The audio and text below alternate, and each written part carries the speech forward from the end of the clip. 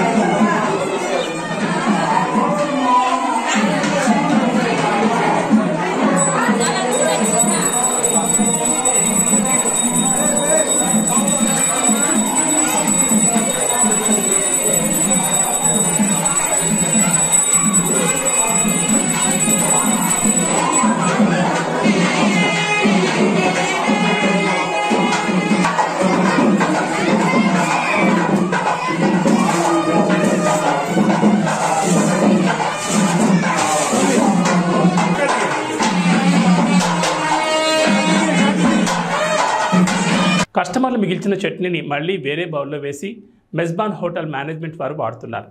హైదరాబాద్ బేగంపేటలోని మెజ్బాన్ హోటల్లో కస్టమర్లు మిగిల్చిన green chutney tomato sauce మళ్ళీ ఒక బౌల్లో వేసి మరుసటి రోజుకు రెస్టారెంట్ సిబ్బంది వాడుతున్నారు। ఇది ప్రస్తుతం సోషల్ మీడియాలో వైరల్ అవుతోంది। ఆ హోటల్ నిర్వాహకులకు వివరణ అడగగా హోటల్ యాజమాన్యం స్పందించలేదు। తుని నియోజకవర్గం తొండంగి మండలంలో మీ ఇంటికి మీ దివ్య కార్యక్రమం అప్రహతంగా కొనసాగుతోంది। బాబు షూరిటీ భవిష్యత్తు గ్యారంటీ కార్యక్రమంలో భాగంగా ఇక్కడికి విచ్చేసిన ఉమ్మడి అభ్యర్థి యనమల దివ్యకు ప్రజలు ఘనస్వాగతం పలికారు। అడుగడుగున నీరాజనాలు పెట్టారు। ఈ కార్యక్రమంలో నాయకులు కార్యకర్తలు పాల్గొన్నారు। కాకినాడ జిల్లా తొండంగి గ్రామంలో ఉన్న రామాలయంలో శ్రీరామనవమి వేడుకలు ఘనంగా నిర్వహించారు। అనంతరం స్వామివారిని దర్శించుకోవడానికి భక్తులు అధిక సంఖ్యలో పాల్గొన్నారు। ఈ కార్యక్రమంలో పలువురు పాల్గొన్నారు। జై శ్రీరామ్।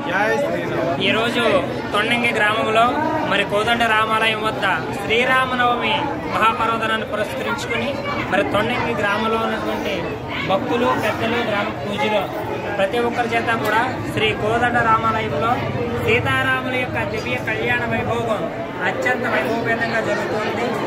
మరి భద్రాచలంలో ఏ విధంగా అయితే రామచంద్రుని యొక్క కళ్యాణ మహోత్సవం జరుగుతుందో అంతకు ఏ విధంగా తీసుకోని విధంగా ఈ యొక్క పూల అలంకరణతో అదేవిధంగా రకరకాల విద్యుత్ దీపాలంకరణ నడుమ మా యొక్క స్వామివారి యొక్క మా తొండంగి రాములోని దివ్య కళ్యాణ వైభోగం అత్యంత వైభవపేతంగా వేద పండితుల వేదఘోష నడుమ జరుగుతూ ఉంది।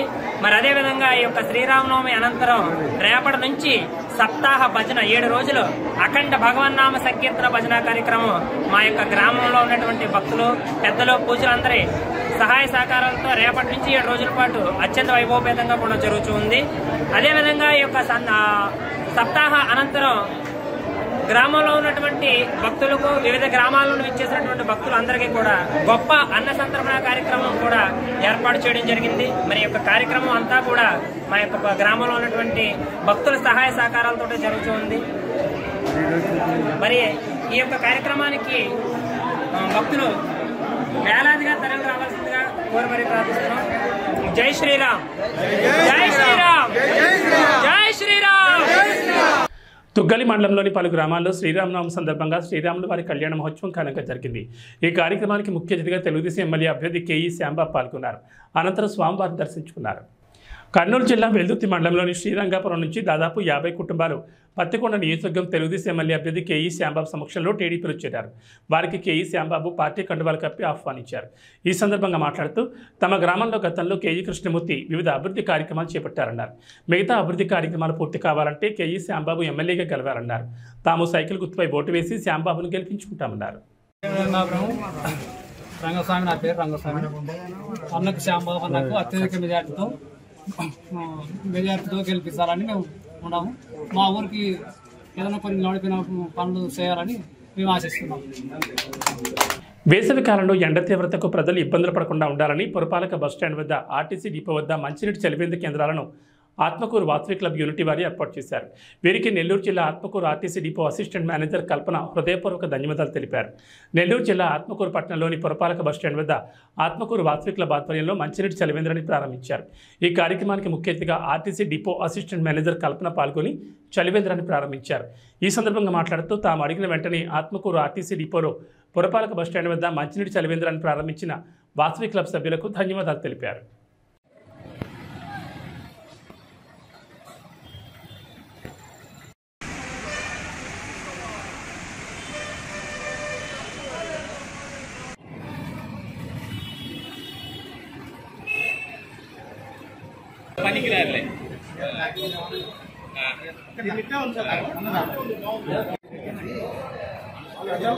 బోర్డు అండ్ టేబుల్ జాగ్రత్తగా లోపల పెట్టిస్తాము.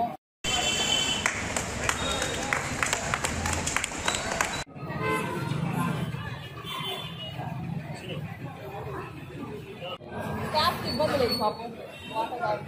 ఇంకో ఇబ్బంది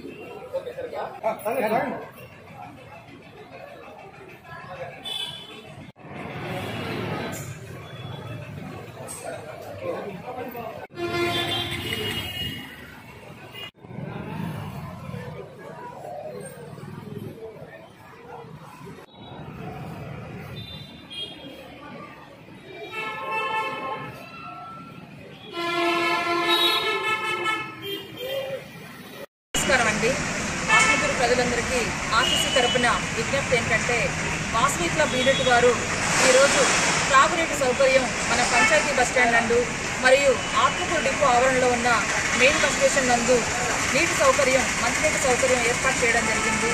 వాసవి క్లబ్ వారు ఎన్నో మంచి పథకాలు, వారి యొక్క సేవా కార్యక్రమాలు ప్రజలందరికీ అందిస్తూ ఉంటారు. ఈ కార్యక్రమంలో భాగంగానే ఆర్టీసీ తరపున ఈ విధంగా పంచాయతీ బస్ స్టేషన్లో మరియు ఆత్మకూరు మెయిన్ బస్ స్టేషన్లో ఎండాకాలంలో ప్రజలంతా మరియు ప్రయాణికులంతా నీటి సౌకర్యం కోసం ఇబ్బంది పడకూడదనే ఉద్దేశంతో వాసవి క్లబ్ యూనిట్ వాళ్ళని సంప్రదించి మంచినీటి సౌకర్యం ఏర్పాటు చేయమని కోరగానే వెంటనే వారు స్పందించి 2 రోజుల్లోనే ఈ మంచినీటి సౌకర్యాన్ని బస్ స్టేషన్లో 2 బస్ స్టేషన్లో ఏర్పాటు చేయడం జరిగింది. ఇందుకు ధన్యవాదాలండి వాసవి క్లబ్ యూనిట్ అందరికీ నమస్కారం. మేము వాసవి యూనిటీ క్లబ్ ఆత్మకూరు తరఫున వచ్చాము.